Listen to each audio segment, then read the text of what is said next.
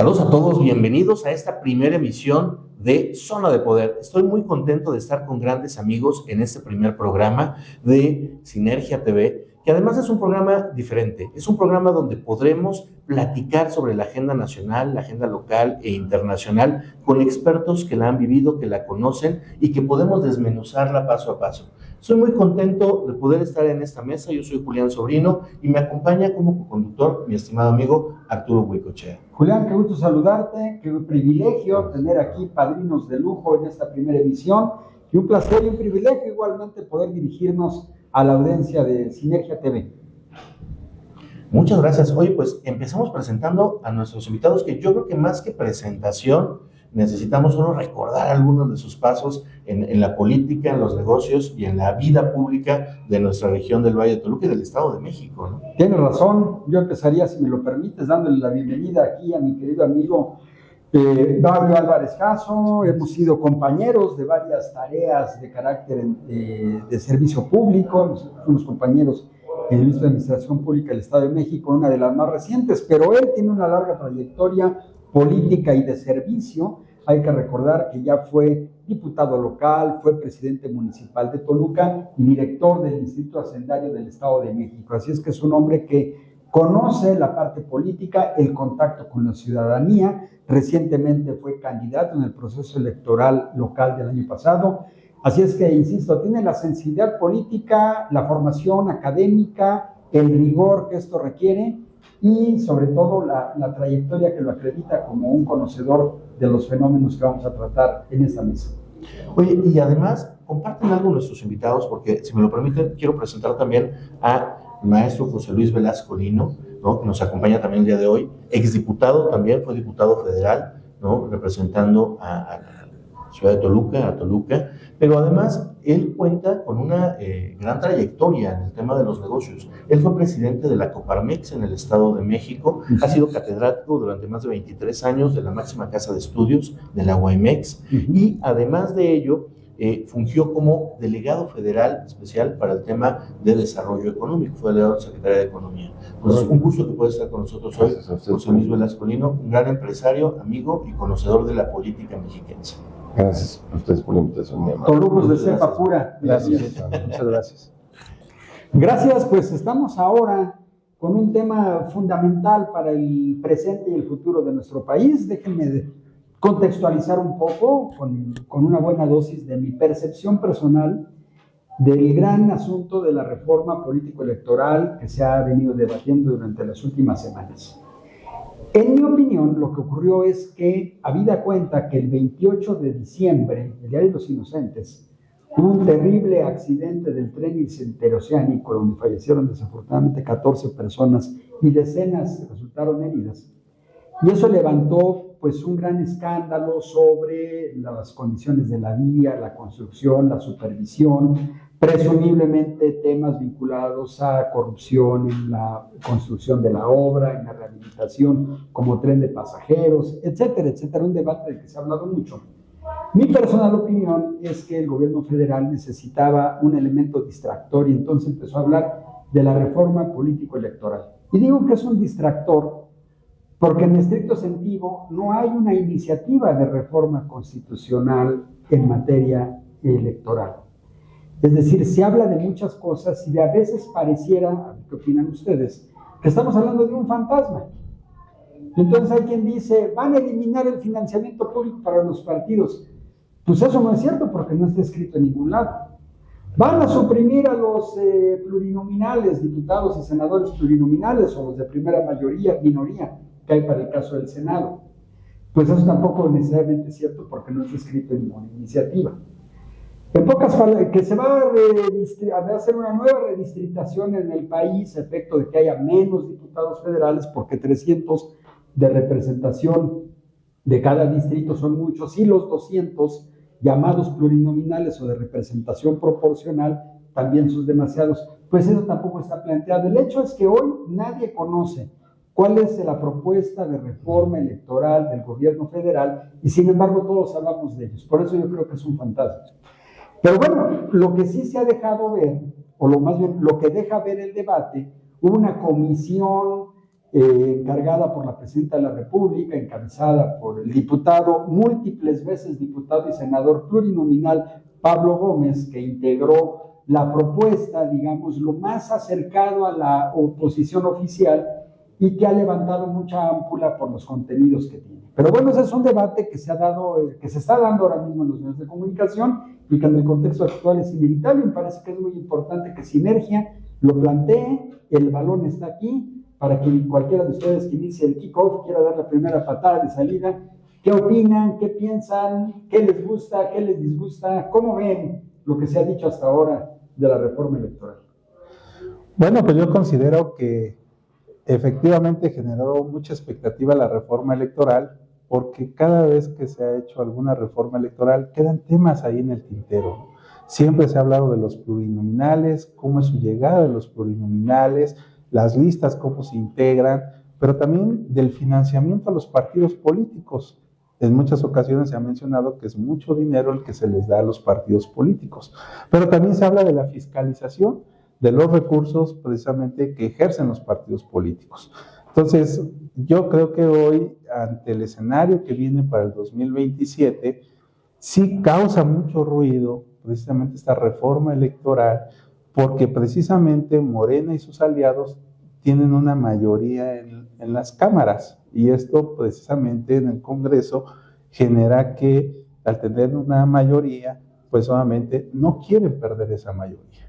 Entonces, hoy querer cambiar este sistema electoral, que fue el que los llevó al poder, pues, y de alguna manera, tal vez con el interés de quitar esos contrapesos que tienen las minorías y acallar un poco las voces de la oposición en este momento, creo que es lo que está generando ese gran debate, porque finalmente hoy Morena quiere tirar el puente que lo llevó al poder. Entonces, cuando eso generalmente pues nos da cuenta que estamos teniendo alternancia con el sistema electoral que en este momento tenemos. Entonces, sí, seguramente habrá cosas que mejorar, pero no en la dimensión que se pretende hacer o como se está planteando, precisamente porque también vimos un jaloneo con los aliados de Morena, Partido Verde, PT. ¿Por qué? Porque también ellos disminuirían su representación en el propio Congreso y sus posiciones podrían disminuir. ¿Por qué? Porque esto es más encaminado a minimizar la participación de la oposición en el Congreso Federal.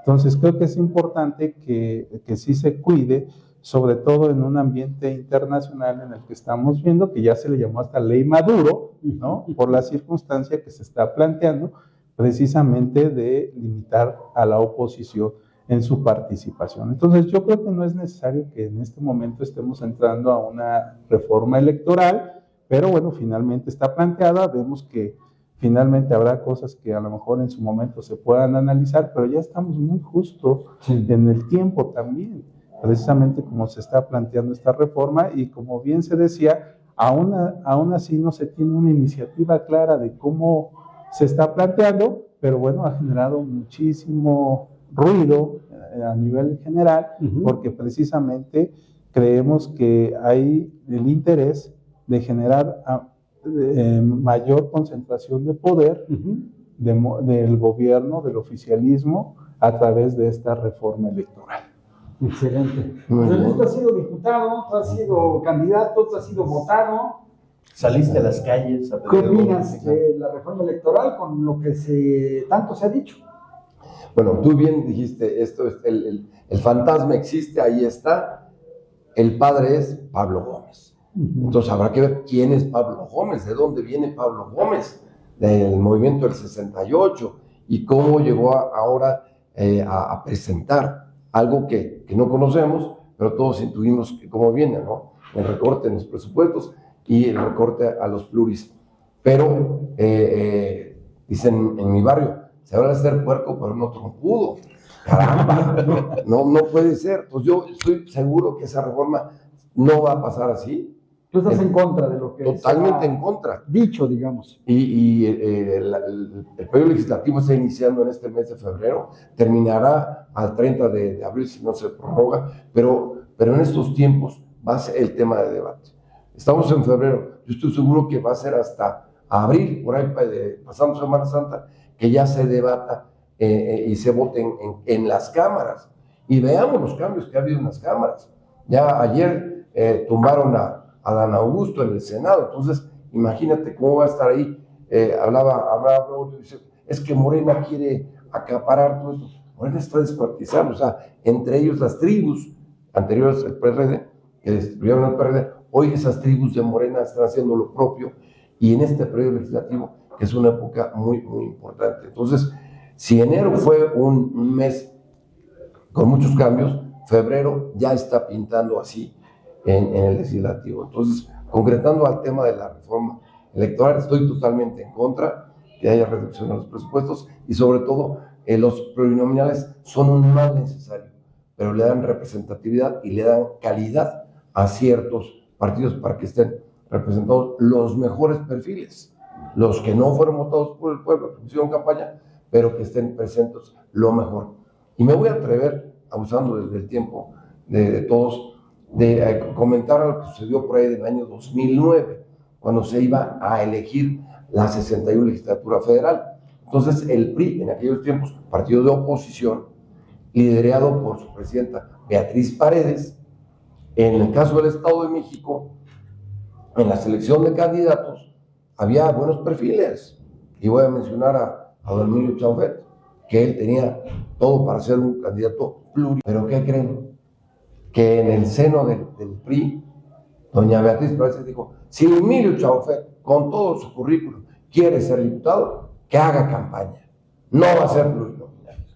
Entonces, imagínense, en esos tiempos me pareció una sana decisión de la presidenta, y don Emilio Chaufet hizo campaña en el distrito de Tlacomulco, que en aquellos tiempos sí, se pintaba más de rojo que de azul. Sin embargo, es un ejemplo de cómo a veces un muy buen perfil, con toda la experiencia política, de haber sido presidente municipal de Toluca, gobernador, e incluso de haber sido legislador, y bueno, secretario de Gobernación, efectivamente. Entonces, se le manda a las calles a pedir el voto de la gente. Me pareció un ejercicio bastante democrático y una buena decisión de Beatriz Paredes, pero que quede como un ejemplo. Hoy vemos en la legislatura federal, en el Senado, cada perfil que válgame Dios. Ahí dejo mi comentario. No estoy en contra. Oiga, pues un tema que además nos da mucho para el diálogo. Yo no soy político, ¿no? Quiero empezar por ese punto. Me encuentro además entre 3 exdiputados, grandes amigos que han caminado mucho en el tema de la política, pero creo que le entiendo bien, ¿no? Sin en duda. este sentido. Yo veo a la política como veo a los magos, ¿no? Cuando te dicen que el truco está aquí, está sucediendo de este lado. Okay. Entonces, creo que también una de las tendencias de esta administración federal y la pasada ha sido justamente poner en la agenda nacional, poner en el diálogo temas que permitan, ¿no?, que otros subyacentes también muy importantes puedan llegar a la luz, ¿no?, de una forma que no vayan truncándose por los medios de comunicación, por la opinión pública y por la sociedad en general, ¿no? Entonces, nuevamente me parece que estamos hablando aquí de un tema que es la reforma electoral, cuando algo se está cocinando del otro lado. Y me parece que eso tiene que ver mucho también con la tendencia internacional. Yo he visto en repetidas ocasiones a la presidenta de la República muy acabada incluso, ¿no? En las mañaneras se le ve preocupada con cómo empezó el año a nivel mundial, ¿no? Con todas las amenazas que hemos tenido con nuestro vecino del norte. Entonces, creo que hay muchos otros temas importantes, ¿no?, que quizás este tema de la reforma electoral viene a distraer un poco. Sin ahondar más en ese punto, lo que a mí me parece es que, como bien lo comentan, yo creo que es algo que no va a pasar así tal cual, ¿no? No podemos quedarnos sin plurinominales, eso es un hecho. Hace mucho hubo una campaña que decían que se podía hacer más con menos, ¿no? Más cosas con menos plurinominales. A ver, yo creo que sí, yo creo que más bien la reestructura tiene que estar justamente en la optimización de nuestros representantes. No olvidemos, ustedes lo fueron diputados, ¿no?, que los diputados son la voz del pueblo. ¿Qué tanto hoy en día un diputado, y no hablo solamente del caso de México, a nivel mundial, qué tanto un diputado está llevando la voz de la ciudadanía a los curules? ¿Qué tanto estamos siendo o sintiéndonos nosotros como ciudadanos escuchados en las máximas cámaras, en las máximas tribunas de los estados y a nivel nacional por nuestros diputados? Y en ese bloqueo, en esa ruptura que hay entre sociedad y representantes, creo que es donde tiene que haber ciertas reformas. Platicábamos a lo mejor detrás de cámaras sobre el tema de que no es quitar a los plurinominales, es perfilarlos mejor, ¿no? Es tener gente con oficio. Un poco lo que hablábamos en el otro tema de seguridad. Si yo tengo personas con la capacidad de conocer la ley, de conocer la Constitución, de poder dialogar, de entablar una polémica, de poder generar una iniciativa de ley, son los que tienen que estar en la Cámara. No solamente el que por carisma o por sus características lógicas de una elección pudo haber llegado a ocupar uno de estos espacios, sin demeritar a nadie, ¿no? A final de cuentas, esa es una percepción muy personal en la que también la Cámara de Diputados tiene que buscar ese nivel de profesionalización. Sobre el tema de los recursos de los partidos políticos, creo que hay muchas formas en las cuales podemos ahorrar. Llevamos ahora una tendencia, o sea, hay una tendencia en México de querer ahorrar en todo, ¿no? De bajar los gastos. Quizás sí, pasamos por una etapa en la que percibimos, y los hubo, gastos impresionantes, ¿no? O sea, que vimos despilfarros, ¿no? Y esta gran oportunidad que tuvo México de convertirse en una potencia, no solamente a nivel Latinoamérica, sino de crecer más, que somos una potencia mundial, pero de crecer aún más, se vio limitada por la mala administración o la administración muy tendiente al despilfarro que tuvimos en años pasados. Y eso no lo podemos negar, ¿no? Eso es algo histórico ya y que lo sabemos. Pero tampoco se trata de ahorrar por ahorrar. No se trata de ahorrar, y lo digo como empresario, en las cuestiones que son importantes, ¿no? Si uno, como jefe de familia, dice, bueno, voy a entablar ahora un régimen en el cual tenemos que hacer un cierto nivel de ahorros, ¿no? Ese nivel de ahorros no va a atacar a lo que es importante y trascendental. Creo yo que hay muchas cosas en las que se están ahorrando, queriendo ahorrar, o darnos la imagen de que se ahorra, que no se están ahorrando, y otras en las cuales sí podríamos ser más óptimos en la utilización de los recursos públicos. Que volvamos a las raíces, son los recursos de todos los que pagamos impuestos, y quiero creer que lo hacemos todos. Y lo hacemos desde que compramos cualquier producto y viene cargados los impuestos en este propio producto. Para contextualizar un poco el tema de la reforma electoral, y les preguntaría a manera de conclusión, ¿va o no va la reforma electoral? ¿Ustedes creen que sí bajen a los plurinominales, que tengan menos características de independencia o autonomía del INE, o seguimos igual? Yo haría un comentario en cuanto al tema de ahorros, en el sentido de que son muy costosos los plurinominales, la nómina, que normalmente siempre quieren legitimar una propuesta en el sentido de decir vamos a economizar, vamos a ahorrar. Yo coincido completamente contigo que yo creo que hay otras cosas en las que se gastan que no son tan importantes como poder cuidar esta parte de la representación de los ciudadanos en cuanto al Congreso Federal. Y también lo mismo pasa con el INE. En el INE también dicen que vamos a ahorrar, que vamos a disminuir el presupuesto. Me parece que el INE ha funcionado bien.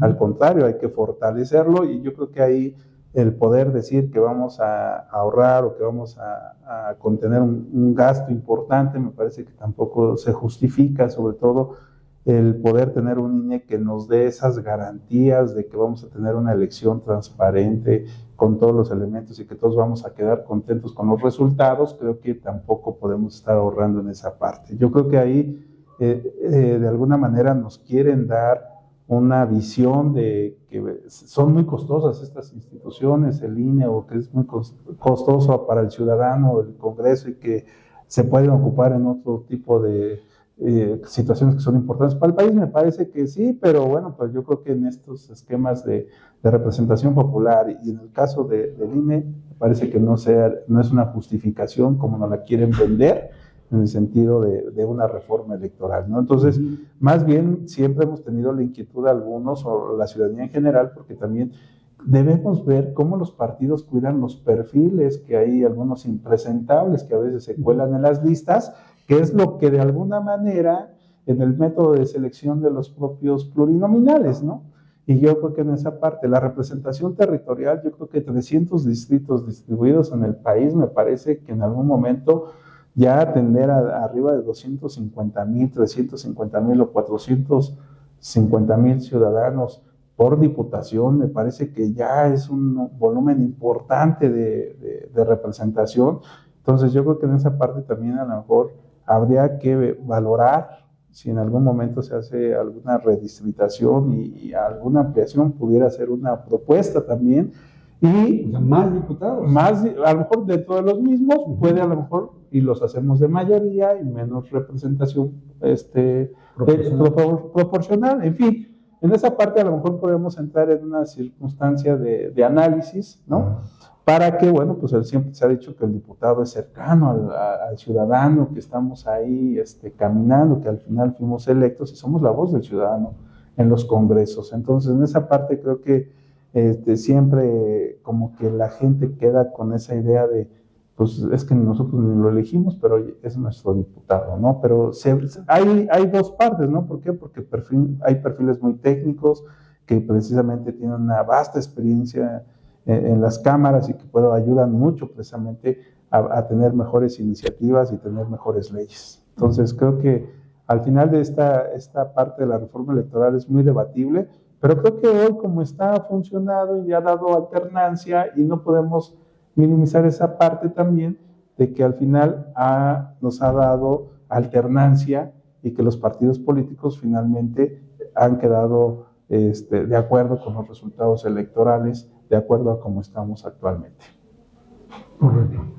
Bueno, abonaría solamente, aunque estoy de acuerdo en que nuestro público debe saber que son 300 diputados federales que hay en la legislatura, que sí son electos por el voto popular y los demás son plurinominales. 200. En ese sentido, pues sí, probablemente moverlo a 350 y 150 o 400 y 100 para que hubiera mayor representatividad del pueblo. Ese sería mi comentario, pero sí digo en contra de cómo la planteó Pablo Gómez, de este escrito fantasma, que ya seguramente esta semana lo conoceremos a detalle.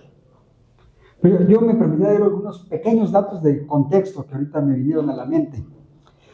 En nuestro país hemos vivido 8 reformas políticas desde 1976, del siglo pasado, hace 60 años prácticamente, porque había iniciado el debate un poco antes. Cada reforma, hay 2 reformas que tienen una característica muy especial. Justamente la primera, la del 76, y de la que se habla ahorita me referiré a ellas. Todas las demás reformas han sido planteadas por los partidos perdedores en elecciones federales. Siempre el partido que pierde queda inconforme y dice, me hicieron trampa y tenemos que cambiar las reglas, y ahí va. Así es. Hay un solo partido que se ha aguantado con las reglas cuando pierde. Ese es el PRI. No hubo reforma electoral en el 2000, no hubo reforma electoral en el 2018, pero cuando el PRI pierde, se aguanta.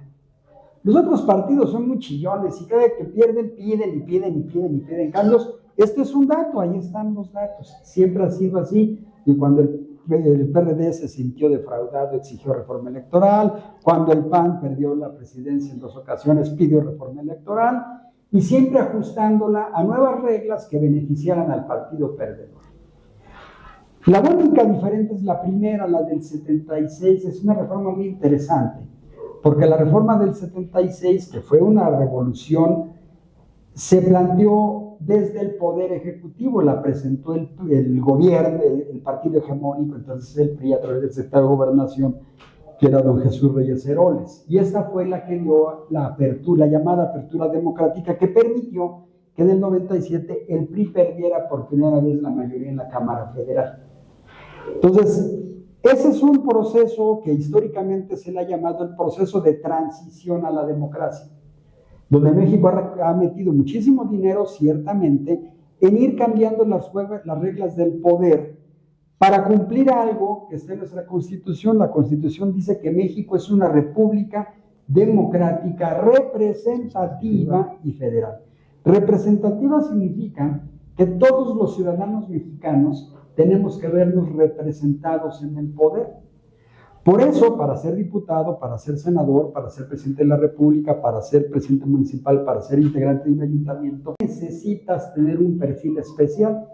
No necesitas ser profesionista, no necesitas ser abogado, ¿Por qué? Porque tiene que ser representativo de la población. Y eso razonablemente se ha logrado. A veces llegan impresentables, como impresentables hay en la sociedad. Llegan personas capaces, como capaces hay en la sociedad. Llegan incapaces, como capaces hay en la sociedad. Creo que eso razonablemente se ha logrado. Pero el tema es que siempre se ha pensado que la política electoral es muy cara. Yo tengo la impresión que la política electoral en México cuesta lo que vale. Y ha habido momentos, por ejemplo en el año 2000, cuando el PRI se da la alternancia en la presidencia de la República, llega el PAN, llega por primera vez su partido de oposición, que ahí no importaba el costo. Fue altamente importante que México fuera el único país de América Latina y uno de los únicos en todo el planeta, creo que el único en todo el planeta, donde el partido hegemónico durante el siglo XX cambia y cede el poder de manera pacífica, democrática, civilizada, sin guerras, sin golpes de Estado, sin violencia, sin muertes, que eso no quiere decir tampoco que haya sido sencillo, en un proceso de transición a la democracia pacífico, pactado sobre bases legales. Yo diría que en ese momento lo que haya costado, que seguramente fue mucho, bien vale lo que costó. Nadie planteó tampoco que fuera costoso en 2018 que llegara un partido enarbolando a la izquierda. Nadie planteó que el costo fuera caro. Yo también creo que lo valió. Ya cuando vemos el impacto de lo que tiene la política electoral mexicana en el grueso del presupuesto federal, pues tampoco es un tema económico. Es menos del 2% del presupuesto general, es menos del 1% del presupuesto. Entonces, no es un tema económico tampoco. Hoy pareciera que no hay necesidad de una reforma electoral. Tan es así que no le está pidiendo el PAN, no le está pidiendo el PRI, no le están pidiendo los perdedores, como históricamente ha sido. ¿Quién le está pidiendo? Le está pidiendo desde el ejercicio del poder. La diferencia entre esta del 26 y la de 1976, vean, 50 años después, ¿cuál es la diferencia? Que la primera tenía el propósito de ampliar la representación para darle voz a las minorías. Y la de hoy tiene todo lo contrario, es reducir la representación para quitarle la voz a las minorías. Lo que queremos es dar este brinco cuántico 50 años en la historia hacia atrás para regresar a un partido hegemónico que sea la única voz dominante y sea la única voz que gobierne. Ojalá que me esté equivocando. Lo cual sería muy peligroso para Muy México. peligroso. Vamos a un corte y regresamos con un tema que sé que les va a encantar, porque vamos a hablar sobre la percepción de seguridad en Toluca. Entonces, no se vayan, quédense con nosotros. Vamos a un corte y regresamos.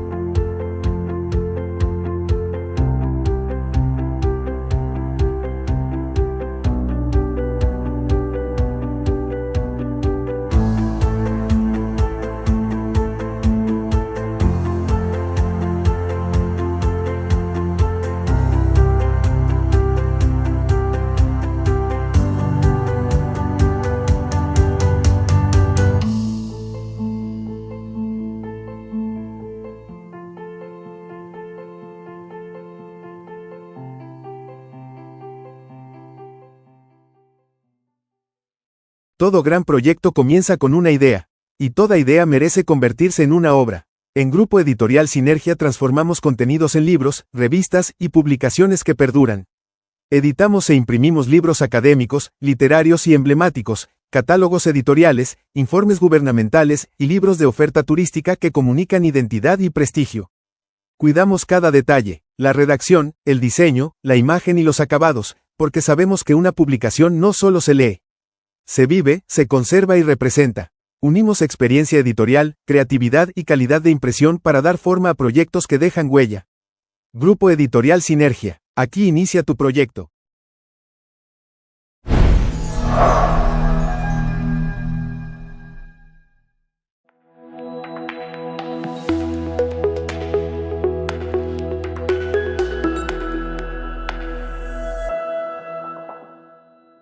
No cabe duda que el asunto que más preocupa a las personas y tendría que ocupar a los ciudadanos es sin duda el tema de la ciudad pública. Y esto no es un fenómeno exclusivo de la zona metropolitana del Valle de Toluca ni del Estado de México, es un fenómeno nacional y así está registrado en prácticamente todas las mediciones y todas las encuestas. Quizá empieza a disputar por ahí el tema de los baches, habida cuenta de que las calles y carreteras del país están destrozadas, pero no hay duda, desde hace varios años, desde hace décadas, me atrevería a decir, el tema que más afecta nuestra vida pública es el tema de la inseguridad. Y me parece que ese puede ser, para abrir boca, un tema al que tenemos que entrar. Existen el INEGI, nuestro Instituto Nacional de Estadística y Geografía, que es una institución muy confiable desde hace mucho tiempo, es un organismo público autónomo, integrado por científicos del más alto nivel nacional e internacional, desarrollan múltiples estudios, desarrollan 3 o 4 encuestas importantes para medir el fenómeno de la criminalidad. La más conocida quizá es una que se realiza cada año, que es la ENVIP, Encuesta Nacional de Victimización. Hay una segunda que es la Encuesta Nacional de Seguridad Pública Urbana, se conoce como la ENSU. Hay otras, pero me atrevería por ahora solo mencionar una tercera, que es la ENVE, que es la Encuesta Nacional de Victimización de las Unidades Empresariales, es cómo impacta la criminalidad a los negocios. Específicamente a los negocios. Específicamente a los negocios. Pero la ENSU, que se publica cuatrimestralmente durante el año, es decir, en el año 2025, por ejemplo, ha habido 4 apariciones de esta publicación, ha marcado una tendencia, y esa tendencia es el deterioro generalizado de los municipios en el Estado de México. En el reporte que realiza la ENSU, el más reciente hace un par de semanas, prácticamente todos los municipios que evalúa para el Estado de México, todos la inseguridad se ha deteriorado. Vamos de mal en peor, para decirlo en términos muy coloquiales. Están los municipios de Chimalhuacán, Cuautitlán, Tlalnepantla, Ecatepec, Nezahualcóyotl, y se me esté yendo alguno que otro más de memoria. Son 7 municipios del Estado de México. Para ser más correctos, lo que evalúa el INEGI es las zonas metropolitanas de esos municipios. Y el deterioro ha sido, insisto, cada vez peor. Entonces, cada vez estamos peor en inseguridad. Algunos alcaldes, particularmente el presidente municipal de Toluca, ha dicho con razón que el INEGI es un tanto injusto porque dice que la inseguridad en Toluca se ha deteriorado, aunque cuando entras al reporte explica muy bien que cuando dice Toluca se refiere más bien a su zona metropolitana, y ahí están incluidos municipios que van desde Almoloya hasta Lerma, de Metepec a Sinacantepec, además de Toluca. Pero sin duda la zona metropolitana más grande es la ciudad de Toluca. Entonces el presidente ha dejado ver su inconformidad con el INEGI ya en un par de publicaciones, porque dice que es injusto, porque esto no refleja la realidad de la criminalidad en Toluca. Y yo creo que hasta ahí tiene razón. La pregunta como ciudadano sería ¿y entonces de qué tamaño es la criminalidad en Toluca?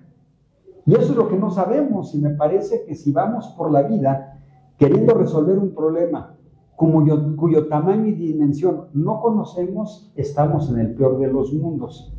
Déjenme terminar nada más por comentar que el gobierno federal, el gobierno del estado y los gobiernos municipales, me parece que cometen un error porque ellos trabajan el tema de la criminalidad a partir de una información que les provee una oficina que se llama el Secretariado Ejecutivo del Sistema Nacional de Seguridad Pública, y esa oficina lo que hace es pasarles la información de todos los delitos que se denuncian ante las respectivas fiscalías, que gracias al INEGI sabemos que esos delitos son menos del 5% de los delitos que realmente ocurren.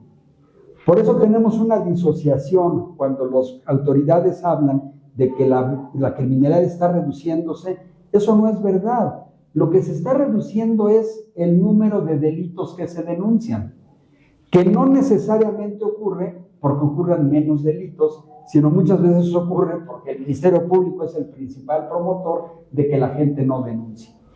Entonces, me parece que lo que tendrían que hacer las autoridades municipales, no solo de Toluca, sino de todos los municipios que evaluó el INEGI, pero quizá más importante, de todos los municipios que ni siquiera sabemos nada porque el INEGI no evalúe, lo primero que tendrían que hacer es medir el fenómeno criminal en su municipio, publicar esa cifra para que ciudadanos y gobernantes sepamos de qué estamos hablando, y luego a dar paso a las medidas que permitan contener ese problema, porque evidentemente gobernantes y gobernados queremos lo mismo, que es reducir la criminalidad. Pero a mí me parece que alguien que ha vivido la responsabilidad de carne propia, como Braulio, nos podría dar su percepción sobre esta disociación que yo llamo entre cómo atiende la autoridad el fenómeno criminal y cómo lo percibimos los ciudadanos de a pie todos los días en la calle. Pues muchas gracias. La verdad es que el tema de seguridad es el tema de temas y es un tema histórico que el fenómeno de la inseguridad, pues en lugar de ver que disminuye, vemos que incrementa, y es un tema que no solamente es que nos lo den las cifras, las encuestas, porque si bien es cierto la encuesta nacional de seguridad urbana nos dice que tenemos en Toluca o el Valle de Toluca, como lo querramos ver, el 8.1% de percepción de inseguridad, que estamos muy arriba de la media nacional. La media nacional nos dice que es el 6.3%. Entonces, pues prácticamente estamos muy arriba. Es un tema que sí se tiene que atender de manera muy importante. Y si nos vamos, si bien es cierto, a veces los municipios nos tomamos como mucho la referencia precisamente las denuncias que se realizan. Pero efectivamente todos sabemos que la mayoría de la gente no denuncia porque considera que no hay una confianza en las instituciones, porque a lo mejor el delito que se cometió es menor, y eso pues finalmente lo traduce en una pérdida de tiempo y prefiere mejor absorber la pérdida que se haya generado, ya sea económica por algún robo, que es un tema que es el más común, ¿no? Robo a transeúnte, robo en transporte público, ¿no? Que son los que más se presentan y que la gente no denuncia. Es correcto. Ya a lo mejor algunos robo a casa habitación, que también es de los que se presentan muy a menudo, pero la verdadera encuesta es la que la gente dice todos los días en la calle. Y en la calle la gente se siente insegura. Y yo creo y estoy completamente seguro que más de 8 de cada 10 ciudadanos de Toluca se siente inseguro en Toluca. Finalmente, contrasta mucho la realidad social que se vive, el fenómeno de inseguridad, sobre todo en el Valle de Toluca y específicamente en Toluca. Las comunidades de Toluca es muy recurrente saber que la comunidad nos manifiesta, quienes salimos y estamos en comunidad, que se presentó determinada situación de inseguridad. Sí. Entonces creo que ahí, más que estarnos peleando con las cifras, coincido completamente. Yo creo que hay que ponernos a trabajar, hay que buscar esos mecanismos, esas políticas públicas que nos ayuden a minimizar el tema de inseguridad, porque si no estamos normalizando de manera institucional, maquillando cifras o queriendo ganar la nota con alguna conferencia de prensa diciendo otros números, otros datos, cuando realmente no coinciden con la realidad social que estamos viviendo todos los días los toluqueños. Yo creo que además, el método científico, José Luis, como buen académico, no me dejará mentir, o mejor dicho, me corregirá, pero el método científico dice que el primer paso para resolver un problema es el de la observación. Entonces, si observamos el fenómeno criminal, para poderlo mejorar, dice también una regla, que solo lo que se mide se puede mejorar. Algo muy importante, a lo mejor el que podamos hacer que la ciudadanía participe más, por lo menos hacer la denuncia en 911. ¿Correcto? Porque si ya no vamos a hacerla al Ministerio Público, por lo menos hacerla al 911, que pueda generar una estadística que nos permita tener un poco más claro la realidad social que estamos viviendo. Es correcto. Y en ese sentido pudiéramos avanzar un poco más para tener un poco el índice criminalístico que se está presentando, o de delitos que se están presentando en el municipio de Toluca, ¿no? Específicamente Toluca, digo, efectivamente siempre nos van a ligar con la zona metropolitana del Valle de Toluca por la cercanía que tenemos, sobre todo hoy, con este crecimiento urbano. Prácticamente ahora ya no sabemos dónde empieza Toluca, dónde termina. Anteriormente pues había una delimitación muy marcada, pero hoy ante el crecimiento urbano prácticamente ya los municipios estamos prácticamente pegados, ¿no? Entonces, sobre todo en la parte urbana, ¿no? Digo, las delimitaciones están muy claras,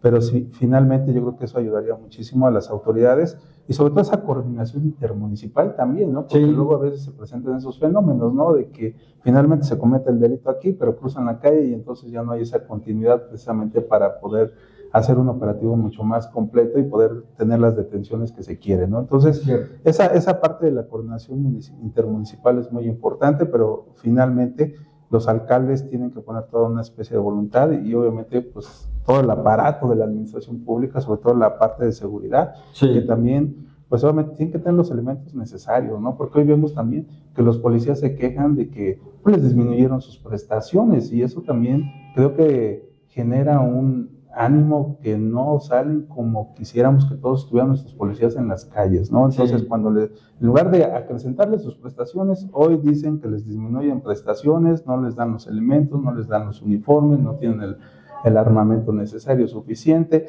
la dotación de gasolina es insuficiente, independientemente que hoy tenemos patrullas eléctricas, que las estaciones para cargar tampoco tienen la cercanía necesaria, en fin, hay muchos esquemas que independientemente también la tecnología que juega un papel importante, que si bien es cierto tenemos las cámaras, pero a lo mejor no tenemos la comunicación suficiente o no están funcionando, entonces es un tema muy complejo, pero que además debe ser integral y que todo debe estar muy coordinado precisamente para que pueda surtir los efectos, ¿no? Pero yo creo que de alguna manera es un tema que siempre hemos escuchado recurrentemente, es cómo dotamos de mejores elementos a nuestros policías, sobre todo tanto materiales, para que puedan tener, y obviamente pues la parte de sus percepciones es un tema que no pueden disminuirle en ninguna circunstancia, independientemente de algún ajuste que se tenga que hacer por algún pago de contribuciones, ICR, lo que sea. Al final ahí el municipio tiene que buscar la manera de cómo contrarrestar. Y la otra es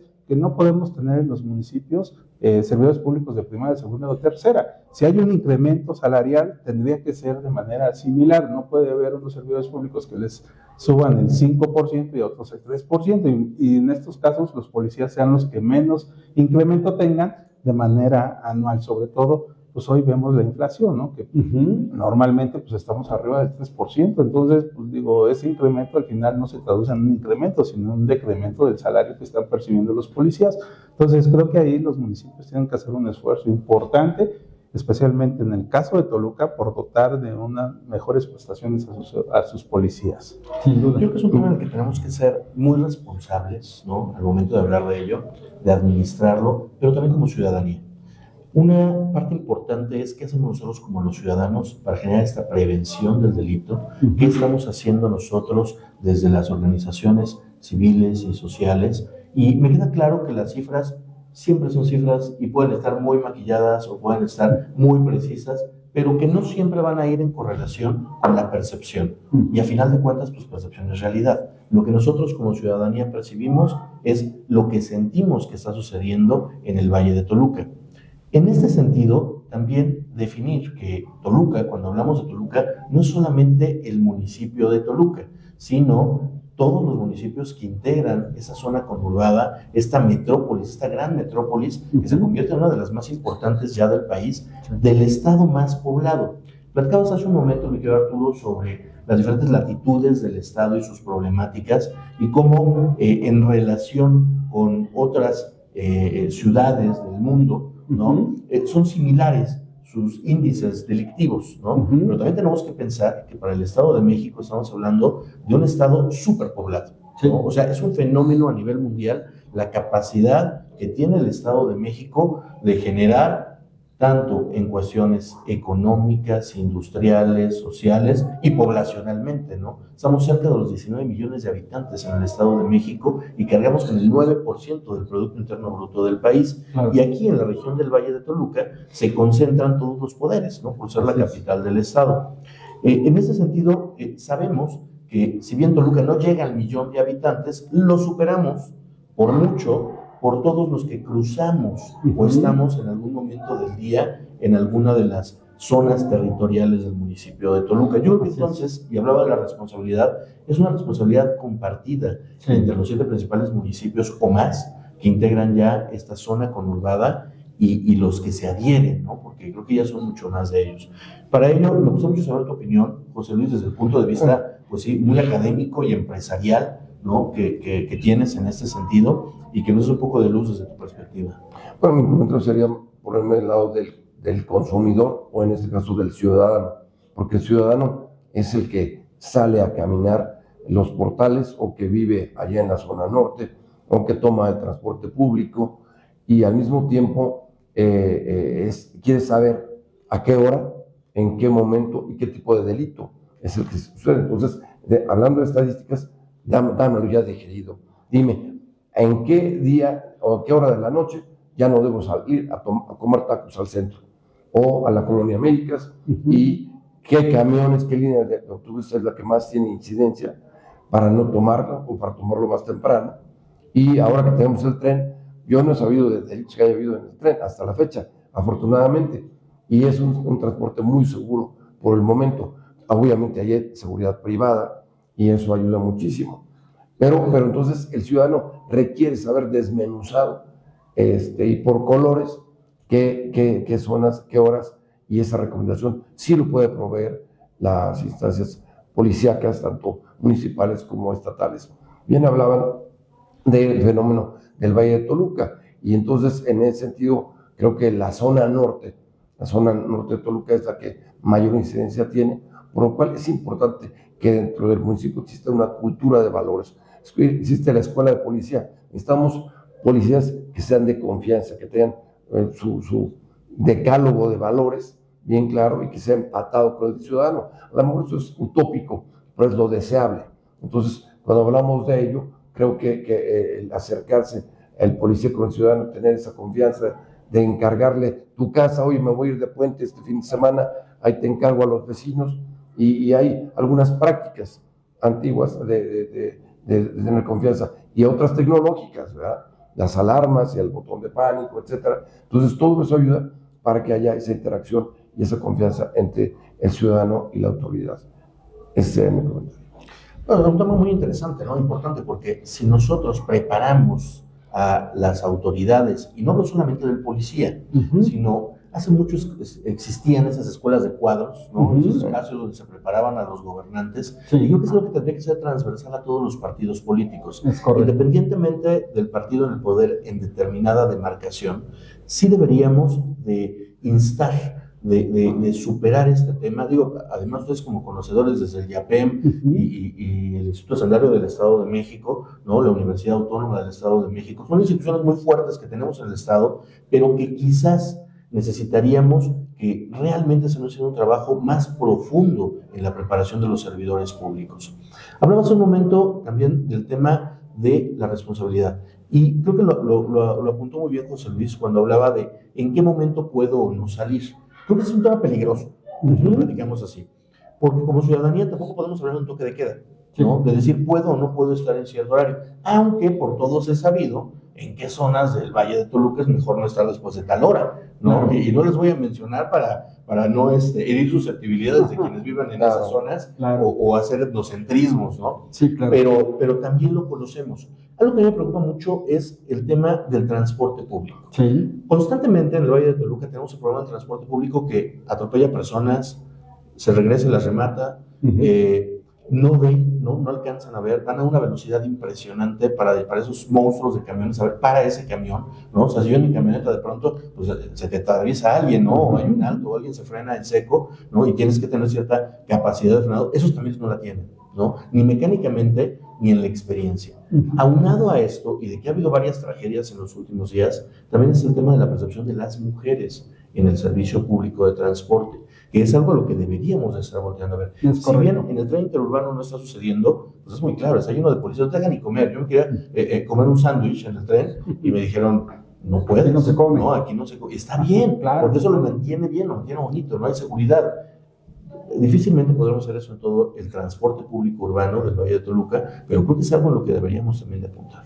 Es que lo que comentas, lo que evidencia, y seguramente estarán de acuerdo las personas que nos acompañan, es que tenemos un problema de carácter estructural.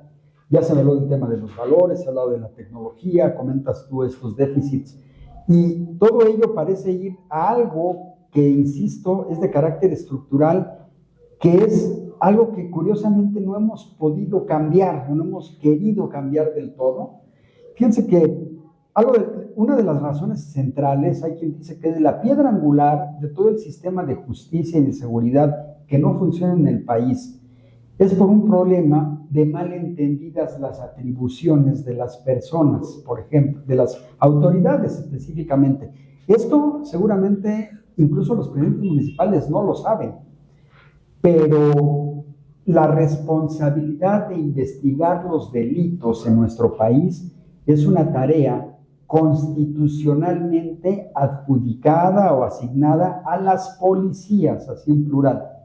Sin embargo, la gente que ha sido víctima de un delito, cuando va con la policía, el policía le va a decir, o le ha dicho, ¿y ya fue al Ministerio Público a levantar su acta?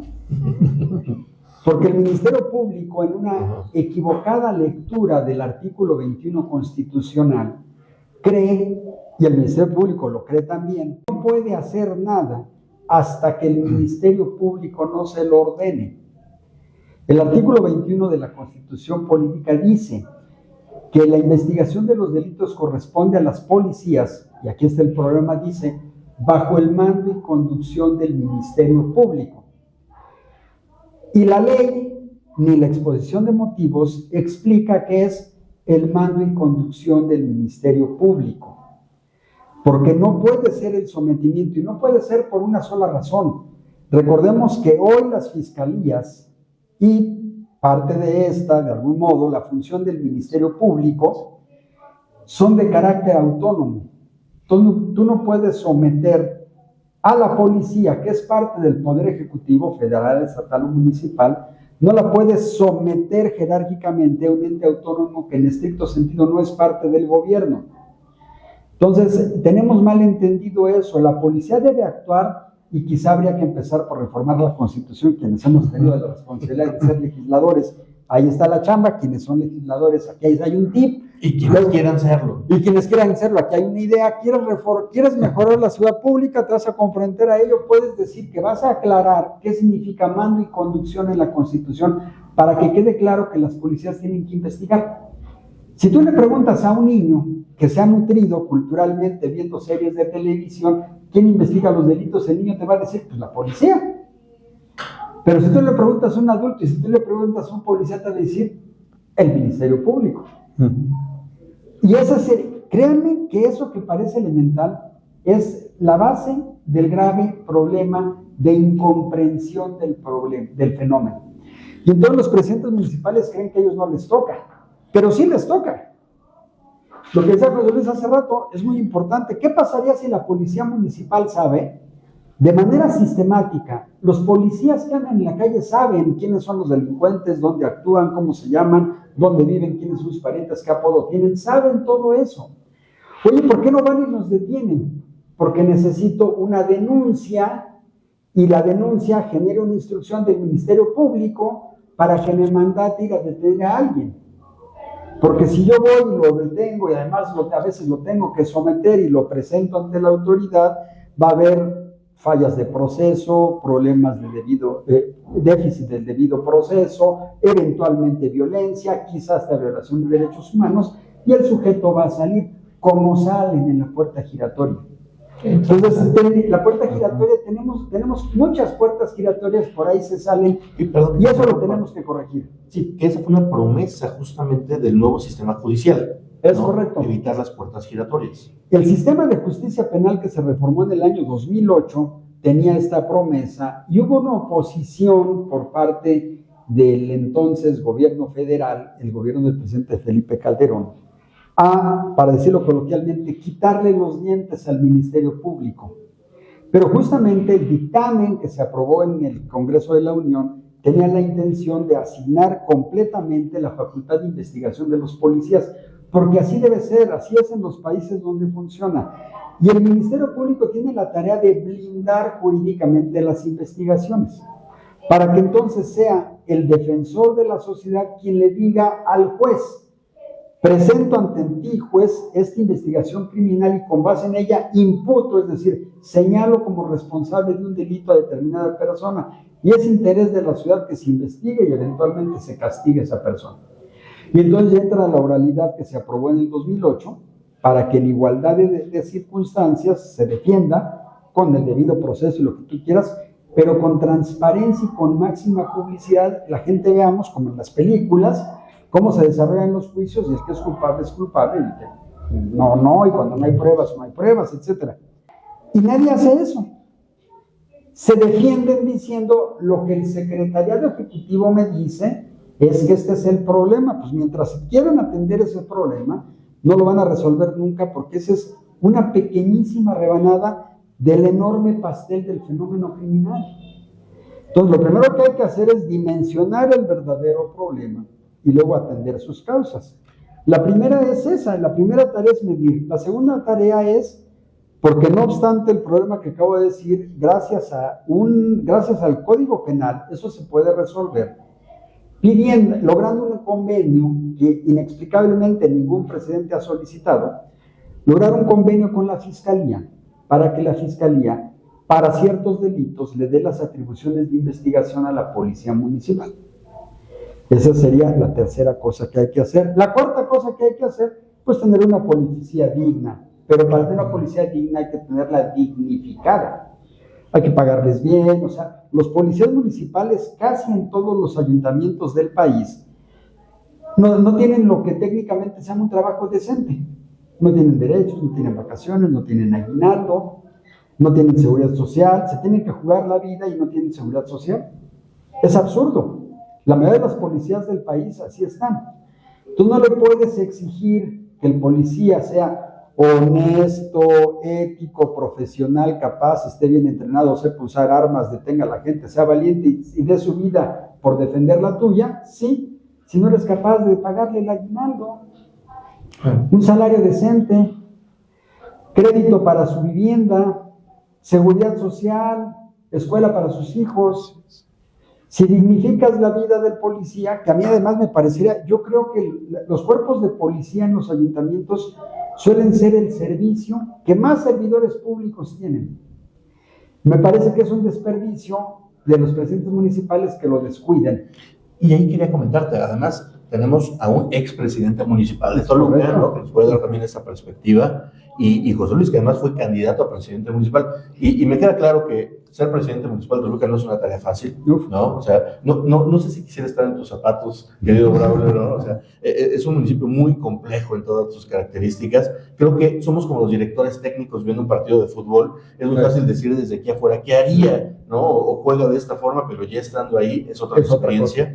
Y evidentemente, conociendo la trayectoria de José Luis, preparando su campaña para presidente municipal y como diputado también, pues creo que también tiene una perspectiva muy clara, ¿no?, de este sentido. Me gustaría mucho en ese sentido escucharlos y la perspectiva económica, que también es un tema importante para Sinergia TV. Lo que estamos observando nosotros, y que es algo muy normal, hoy la ciudadanía cada vez se quiere encerrar más. ¿A qué voy? Hay calles que prácticamente la gente las quiere cerrar. ¿Por qué quieren cerrar su calle? Porque ellos sienten que de esa manera se van a cuidar entre ellos, y eso nos está generando un problema mayor, porque en lugar de que encerremos a los delincuentes, ahora resulta que los ciudadanos somos los que nos tenemos que encerrar. Es decir, todos quieren vivir ya en una privada, todos quieren vivir en un fraccionamiento. Entonces, de esa manera creo que estamos entendiendo la manera de cómo atender la seguridad de una manera diferente a la que debemos de asumir como responsabilidad. Los negocios, cada vez vemos negocios que ponen más medidas de seguridad, independientemente de las cámaras. Vemos que también ya se están enrejando, vemos tiendas que nosotros vamos a comprar, hay negocios que ya nada más abren la ventanita para que te puedan atender a determinada hora, principalmente ya después de determinada hora en la noche. Entonces, eso es lo que estamos observando cada vez más. Entonces, ¿qué es lo que necesitamos hacer las autoridades? Precisamente dar esas garantías de seguridad a los ciudadanos, especialmente también al comercio, porque eso limita las inversiones también si no generamos un ambiente de seguridad en nuestros municipios, y creo que eso también trae un costo adicional a los inversionistas, a los empresarios, a los negocios.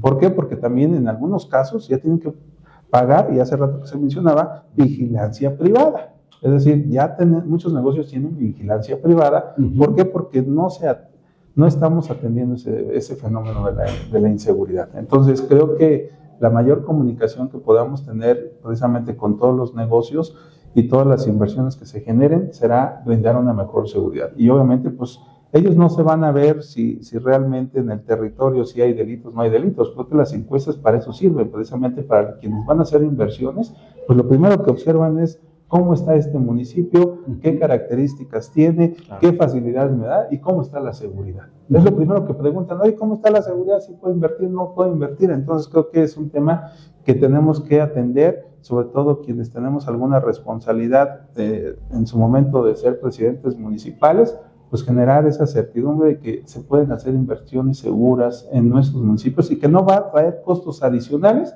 que tienen que ver precisamente de poner seguridad privada.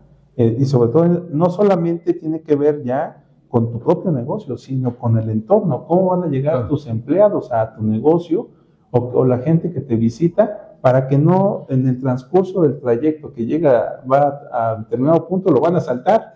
Entonces, también eso es un tema que también se tiene que cuidar, ¿no? Entonces, creo que el fenómeno de la seguridad tiene que ser mucho más amplio, independientemente de cifras. Creo que la calle no miente, la calle todos los días nos da la realidad social que estamos viviendo. Por muchas cifras maquilladas que queramos dar, la inseguridad sigue siendo el fenómeno importante que sigue en aumento, desafortunadamente no disminuye, y eso lo tenemos que estar visualizando por mucho que queramos dar. Miren, la seguridad no puede convertirse en un elemento propagandístico, es decir, que las cifras alegres, en fin, yo creo que más bien tiene que ser de resultados. De acuerdo. ¿Cómo es el empresariado, José Luis? ¿Cómo lo vive? Porque ahorita, por lo que comentaba Braulio, me imagino que hay empresarios que quizá ya fueron víctimas de la inseguridad y eso les impacta en un costo. O algunos que para no volver a ser víctimas o no ser víctimas nunca tienen que tomar medidas de seguridad que también impacten sus costos de producción, etcétera. Y al final, quiero suponer, pero tú me aclararás mejor, pues esto termina impactando en el consumidor final, en sus clientes. ¿Cuál es la lógica del empresariado? ¿Cómo lo han vivido? ¿Qué te comparten cuando estabas al frente de la Secretaría de Desarrollo Económico Federal en el Estado? ¿Cuál era la queja más frecuente? ¿Cómo es ese ambiente entre el empresariado mexiquense?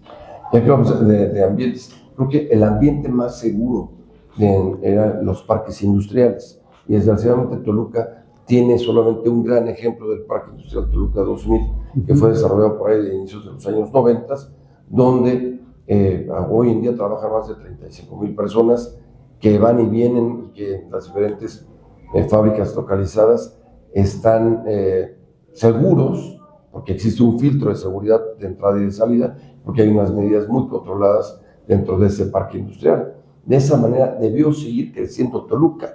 Así crecieron Querétaro, San Juan del Río, San Luis Potosí y las principales ciudades del norte del país. Pero Toluca se atoró. ¿Por qué? Porque la tierra es cara, por el tema de Ejidal, el tema de la regulación de la tierra, y eso provocó que emigraran muchas de las inversiones. ¿A dónde? Allá al Valle de México, a la zona de Tepozotlán, donde la semana pasada hubo también un gran evento de inauguración, por el tema logístico, por las vialidades para conectarse con la México-Querétaro y hacia el norte. Entonces, sí, el modelo de los parques industriales es un modelo más seguro que las que no están cerrados. Y en el tema residencial, lo mismo ocurre, y es un tema de desarrollo urbano en Toluca. Vamos a decir, la zona de Cacalomacán, que tenía la restricción, que tenían que ser lotes arriba de 5,000 metros cuadrados, cuando el modelo de desarrollo de Metepec es justamente estas privaditas, donde tienes a lo mejor 30, 40 lotes, está cerrado, tiene seguridad para entrar y salir, y eso le provee mayor seguridad, en este caso, a los residentes de Metepec, a diferencia de Toluca. Entonces, ¿qué tiene que proveerse? Mayores medidas de seguridad en todo sentido. Tiene que haber esa cooperación entre el desarrollador residencial y la autoridad municipal, y lo mismo, ver qué condiciones damos para que siga creciendo Toluca en la zona norte. Si ustedes se dan cuenta, son más de 1,000 hectáreas que todavía en la zona norte de Toluca que no se han desarrollado. ¿Qué hay que hacer? Regularizar la tierra y fomentarlo, porque están a pie de carretera, de la carretera de Toluca que conecta con Atlacomulco. Y en ese sentido tenemos oportunidad tanto al oriente como al poniente para que sean polos de desarrollo industrial bajo el modelito de parques industriales, con toda la seguridad, con todas las medidas necesarias para atraer inversiones y para que se amplíen sobre todo sectores tan importantes como la logística, sector automotriz, autopartes y demás. Correcto. Y no solo los parques industriales, mi señor José Luis y audiencia, sino también el comercio de piso, ¿no? O sea, hablemos de los cobros de piso, que además ya es algo muy recurrente en el Valle de Toluca, ¿no? Que es otro tema ante el cual la gente no denuncia, pero aparecen destrozados los lugares, quemados o perseguidos los empresarios, emprendedores y comerciantes que se atreven a poner a pie de calle uno de sus negocios, ¿no? Ahí también es un tema muy fuerte que tenemos que revisar en seguridad, ¿no? Para el tema de los empresarios y de los emprendedores y del desarrollo comercial y económico de la entidad. Ese es un delito, por ejemplo, que se denuncia muy poco. Hay delitos que por su naturaleza, Por miedo, además. el robo de auto, etcétera, pues, justamente el incentivo a denunciar es inmediato por el seguro, por cuestiones de diversa naturaleza. Pero hay otros delitos como el que mencionas que son de muy baja nivel de denuncia, o en otras palabras, que es una cifra negra muy grande, es decir, que la gran mayoría de los delitos se ocurren, pero la autoridad ni siquiera se entera. Y la gente lo padece, como dice José Luis, pues cada quien su golpe, o prefieren pagar el costo, o arreglarse, desgraciadamente, en las condiciones que estas personas delincuentes les imponen, y eso es muy delicado, y ese tipo de temas la autoridad nunca los va a entender, o nunca los va a atender, pues porque nunca se va a enterar, porque no hay denuncia. Por eso es la importancia de que las autoridades municipales, y es la invitación a las autoridades municipales, no solo de Toluca, sino de los 125 ayuntamientos del Estado de México, se esmeren en tener mecanismos para identificar con absoluta precisión dónde se están cometiendo los delitos. No vas a poder arreglarlos si no tienes ni siquiera idea de lo que realmente está pasando. Y eso es, siendo complejo, es la parte fácil del proceso de atención de la delincuencia. Arturo, a manera de conclusión, ¿no? Platicamos de las conclusiones sobre este tema de seguridad en el Valle de Toluca. Me gustaría que cada uno argumentemos, ¿no? Que sería como lo definitorio, ¿no? Lo que opinamos en ese momento de lo que estamos viviendo. Pues yo comentaría que el fenómeno de inseguridad en Toluca obedece a un esquema de cómo hemos ido creciendo en el municipio de Toluca. Toluca en los últimos años duplicó su población, pero al momento que duplica su población, todos pensaríamos que prácticamente territorialmente solamente se desdobló, pero no sucedió así, sino crecimos 7 veces territorialmente hablando. Entonces, eso genera un grado de complejidad porque hay una dispersión de la misma población. A lo mejor aquí en la zona urbana estamos mucho más compactos, pero si nos vamos hacia la zona norte, pues obviamente hay mayor dispersión de la población, salvo fraccionamientos que tienen ya una población mucho más compacta, y lo mismo sucede en la parte sur.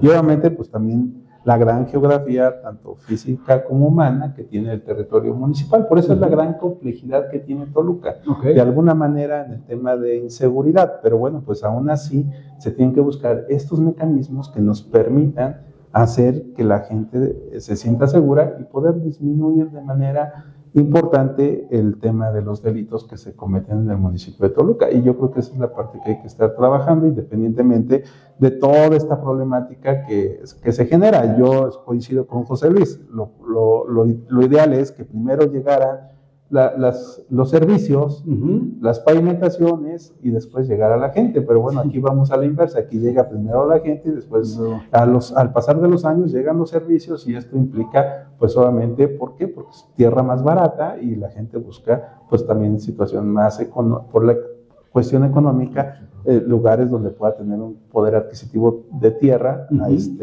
mucho más barato, ¿no? Entonces, sí hay que seguir trabajando mucho en la contención del desarrollo urbano. Solamente para eso está el plan de desarrollo urbano, para eso están los planes regionales de desarrollo urbano, pero hay que llevar un control, un seguimiento muy claro por parte de la autoridad municipal, porque desafortunadamente sucede, y eso es muy claro. A mí me tocó ver casos específicos donde decía, aquí no puedes construir esto, aquí no puede haber este negocio, ¿no?